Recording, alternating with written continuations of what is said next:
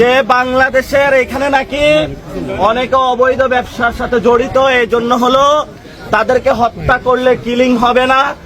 আমরা বলবো স্বরাষ্ট্রমন্ত্রী যে বক্তব্যটা দিয়েছেন, এই বক্তব্যটা হলো সর্বমিথ্যা একটা বক্তব্য।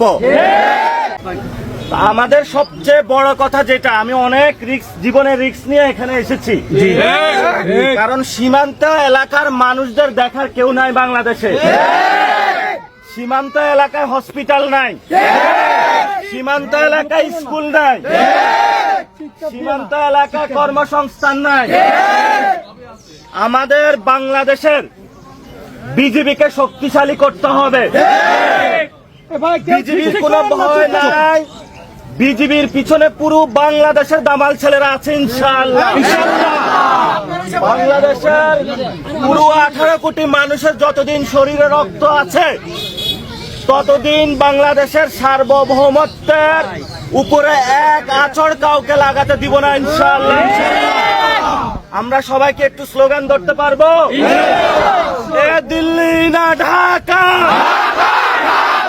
দিল্লি না ঢাকা,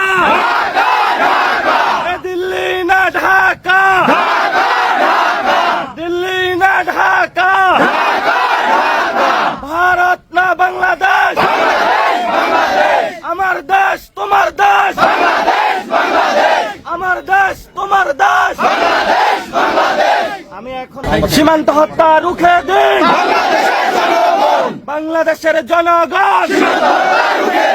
চলবে না, চলবে না, পুশিং চলবে না, চলবে না, চলবে না, চলবে না, চলবে না, পুশিং চলবে না, চলবে না, চলবে না, চলবে না, চলবে না, পুশিং চলবে না, পুশিং চলবে না, চলবে না, চলবে না। আপনারা যারা সীমান্তে থাকেন, আমরা সবাই জানি, আপনাদের যদি কোনো সন্তান হয়, তাদের চাকরি বাকরির কোনো এখানে ব্যবস্থা নাই, এবং বাংলাদেশের সীমান্তে কোনো মানুষ গরু চোরাচালান করে না, এগুলা ভারতীয়রা করে। যারা বাংলাদেশকে মানুষকে এ ধরনের অপবাদ দিতে চায়, ওরা ভারতীয় বয়ান দিচ্ছে আমাদেরকে। স্বরাষ্ট্রমন্ত্রী বলেছিলেন যে বাংলাদেশের এখানে নাকি অনেকে অবৈধ ব্যবসার সাথে জড়িত, এই জন্য হলো তাদেরকে হত্যা করলে কিলিং হবে না। আমরা বলবো স্বরাষ্ট্রমন্ত্রী যে বক্তব্যটা দিয়েছেন, এই বক্তব্যটা হলো সর্বমিথ্যা একটা বক্তব্য। আমাদের কোনো বাংলাদেশি নাগরিক যদি কেউ অপরাধ করেও থাকে, তাকে খুন বা হত্যা করার কোনো আন্তর্জাতিক কোনো আইনের মধ্যে পড়ে না। তাকে গ্রেপ্তার করা হবে, পুলিশে দেওয়া হবে, থানায় যাবে, বিচারালয়ে যাবে। সে কি অপরাধী নাকি নিরপরাধী, তারপরে হলে তার বিচার হবে।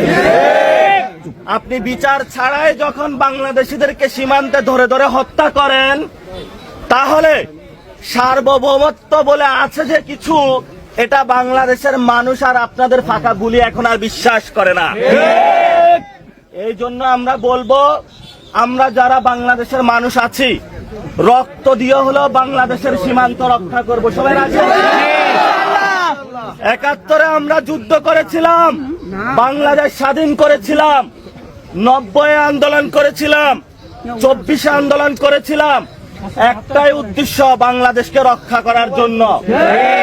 সীমান্ত আপনারা যারা আছেন, আমাদের কোনো দল নাই এখানে, কে এনসিপি, কে বিএনপি, কে জামাত, এটা দেখার প্রয়োজন নাই। আমাদের একটাই দল, সেটা হলো আমরা সবাই মিলে দল মত নির্বিশেষে বাংলাদেশের সীমান্তকে রক্ষা করতে হবে। সীমান্তে কোনো ভারতীয় পুশিং চলবে না, বিজেপিকে শক্তিশালী করতে হবে, এবং সীমান্তে কোনো হত্যাকাণ্ড চলবে না। আমরা সরকারকে অনুরোধ করব, সীমান্তে যতগুলা খুন হয়েছে ভারত সরকার করেছে, খুনি সন্ত্রাসী বাহিনী বিএসএফ করেছে, সরকারকে বলবো আন্তর্জাতিক আদালতে যাওয়ার জন্য।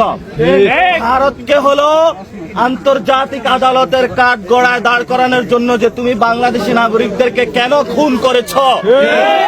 ভারত একটা খুনি রাষ্ট্র, বিএসএফ একটা খুনি বাহিনী। এই খুনি বাহিনী থেকে, খুনি রাষ্ট্র থেকে বাংলাদেশের নাগরিকদেরকে রক্ষা করতে হবে। এই জন্য আমাদের বাংলাদেশের যারা সেনাবাহিনী রয়েছে, বিজিবি রয়েছে, ভালো পুলিশ অফিসার যারা রয়েছে, তাদেরকে আমাদের শক্তিশালী করতে হবে। আপনি বিজিবির হাতে হলো খেলনা পিস্তল ধরায় দিবেন আর বলবেন সীমান্ত রক্ষা করব, এইসব চলবে না। বড় বড় অস্ত্র দিতে হবে আমাদের বিজিবি ভাইদেরকে, ভালো ভালো পেট্রোলিং কার দিতে হবে, তাদের বেতন বাড়াইতে হবে। সারা রাত মশার কামড় খায় তারা পেট্রোলিং করে, বেতন পায় 10 টাকা। হলো বিজিবি ভাইরা হলো শক্তিশালী হবে না। আপনাদের পিলখানা হত্যাকাণ্ডের কথা মনে আছে? অনেক বিডিআর বাইকে হত্যা করা হয়েছিল, সেগুলোর কি আমরা এখনো বিচার বুঝিয়ে পাইছি? ইতিমধ্যে কয়েকদিন আগে বক্তব্য দিয়েছে মমতা, গতকালকে, যে বাংলাদেশে বড় একটা খুনের ঘটনা ঘটেছে সে বিষয়ে অমিত শাহ তাকে নির্দেশনা দিয়েছিল। তাহলে আমার সীমান্ত দিয়ে কিভাবে আমার ওসমান হাদি ভাইয়ের খুনি পালিয়ে যায়? এটা সরকার এখন আছে। ওসমান হাদি ভাইকে কে খুন করেছে আমরা এটা জানতে চাই। আমরা হলো কাদা ছোড়াছুড়ি চাই না। এটা কি জামাত করেছে, নাকি এনসিপি করেছে, নাকি বিএনপি করেছে? এইসব দোষার উপর রাজনীতি বাংলাদেশে জজমিয়া নাটক চলবে না। প্রকৃত খুনিকে তাকে আপনারা বের করেন। আমরা মনে করি আপনারা যদি এখানে গড়িবাসী করেন, তাহলে আপনারা শেখ হাসিনার আমলে বা অতীতে যেইভাবে হলো সাগর রুনি হত্যাকাণ্ডের বিচার হয় নাই বাংলাদেশে, সেই পথে আপনারা হাঁটছেন। আমরা বাংলাদেশের জনগণ যদি জীবিত থাকি, আমরা কি সবাই ওসমান হাদি ভাইয়ের বিচার করে বাংলাদেশ হত্যাকাণ্ডের বিচার বুঝিয়ে পাবো? ইনশাআল্লাহ। বিচার বিচার বিচার চাই, বিচার বিচার বিচার চাই, হাদি হত্যার বিচার চাই। Justice justice, we want justice.